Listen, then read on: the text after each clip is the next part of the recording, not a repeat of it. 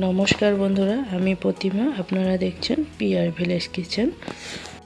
আজকে করব করলা ফ্রাই, একদম মুসমুসে ক্রিসপি করলা ফ্রাই। সেই জন্য এখান থেকে তুলে নিচ্ছি 4টে করলা। করলাগুলো একই সাইজের 4টে দিদা করলা আমি তুলে নিলাম। আর সকল বন্ধুদেরকে অনুরোধ জানাচ্ছি ভিডিওটা স্কিপ না করে পুরো ভিডিওটা দেখার জন্যে। দেখুন খুব সুন্দর কেরালাগুলো, একদম মুচমুচে করলা ফ্রাই হবে, ক্রিসপি। তার জন্যে করলাগুলোকে এইভাবে কেটে নিচ্ছি। প্রথমে 4 টুকরো করে দিলাম, এবার মাঝখান দিয়ে আরেকটা টুকরো করে দিব, 6 টুকরো করে দিচ্ছি। দেখুন এইভাবে করেছি আমি। আর এর ভিতরে যে বীজগুলো আছে সেগুলোকে আমি একটা চাকুর সাহায্যে বা হাতের সাহায্যে ফেলে দিচ্ছি। বীজগুলো থাকলে খেতে ভালো লাগবে না।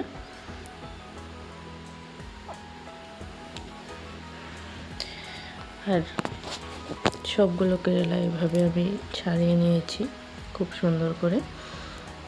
দেখুন এইগুলোকে আরেকবার ধুয়ে চাপা করে নিলাম।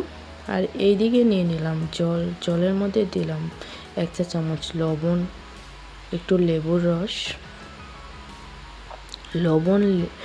লেবুন জলে ভিজিয়ে রাখবো আমি তিতা করলাগুলোকে। লবণটাকে আমি চামচের সাহায্যে একটু গুলিয়ে নিলাম। আর এক এক করে তিতা কেরালাগুলো ভিজিয়ে দিচ্ছি লেবুন জলে। লেবু জলে ভিজিয়ে নিলে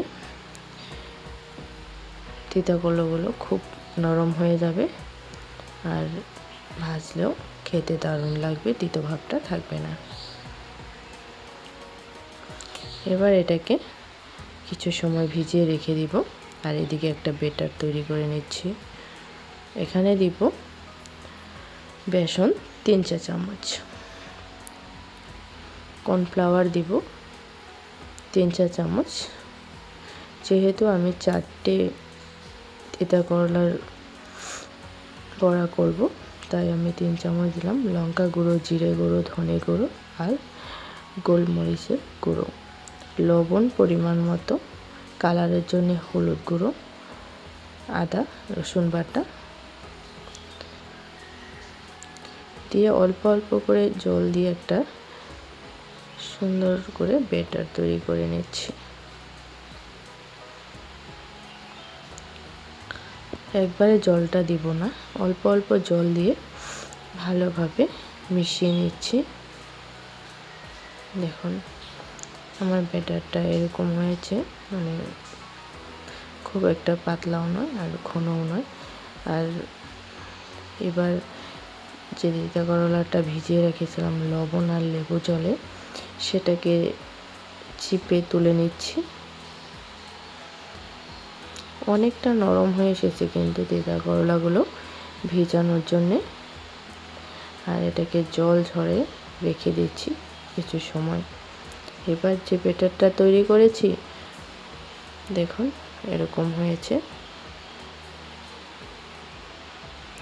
এবার একটা একটা করে তিতা করলা নিয়ে ব্যাটারের মধ্যে দিয়ে দিব। এভাবে ব্যাটারে ডুবিয়ে নিচ্ছি তিতা কেরালাগুলো।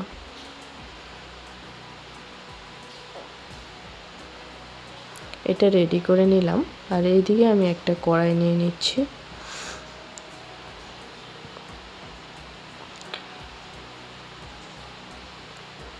কড়াইয়ের মধ্যে দিয়ে দিলাম তেল। আমি সাদা তেল ব্যবহার করলাম। যে কোনো ভাজিতে সাদা তেল ব্যবহার করলে খেতে ভালো লাগে, তাই আমি তেলটা সাদা তেলে ব্যবহার করলাম। এবার যে তিতা করলাটা আমি ডুবিয়ে রেখেছিলাম ব্যাটারের মধ্যে, সেটাকে দিয়ে দিলাম। গ্যাসের ফ্লেমটা মাঝামাঝি আছে রেখে ভাজতে হবে। খুব একটা লো নয়, আবার হাই আঁচেও ভাজা যাবে না। সেটাকে অল্প আঁচে ভেজে নিতে হবে, মিডিয়ামে রেখে ভেজে নিচ্ছি। গ্যাসের ফ্লেমটা মিডিয়ামে আছে। সবগুলো তিতা কলাই আমি এভাবে ভেজে নিব। মাঝখানে একটু ফাটিয়ে দিচ্ছি যাতে বড়াটা খেতে ক্রিস্পি হয়, তাই একটু ফাটিয়ে দিচ্ছি এভাবে। আর আজকে যারা আমার ভিডিও নতুন দেখছেন, নতুন বন্ধুদেরকে বলছি, ভিডিও দেখে ভালো লাগলে লাইক কমেন্ট করার সাথে চ্যানেলটাকেও সাবস্ক্রাইব করে নেওয়ার অনুরোধ জানাচ্ছি। দেখুন খুব সুন্দর করে লালচে কালার করে ভেজে নিয়েছি। অবশ্যই এইভাবে একবার ট্রাই করবেন, কেরালার তিতো ভাবটাও লাগবে না, খেতেও দারুণ লাগবে। সবগুলো বড়াই মানে তিতা করলাই আমি এভাবে ভেজে নিব। একটা একটা করে আমি ভেজে নিচ্ছি তিতা করলাগুলো। এইভাবে তিতা করলার রেসিপি করলে আর তিতো ভাবটাও লাগবে না, দেখতেও খুব সুন্দর, খেতেও দারুণ টেস্টি। আর তিতা করলা আমাদের শরীরের পক্ষে কতটা উপকারী সেটা তো সবাই জানেন। কথা বলতে বলতে এটাও ভাজা হয়ে গিয়েছে, বাকিগুলো আমি একইভাবে ভেজে নিব। তুলে নিচ্ছি। এখন কালারটাও কত দারুণ হয়েছে, তুলে নিচ্ছি। বাকিগুলো একইভাবে ভেজে নিলাম।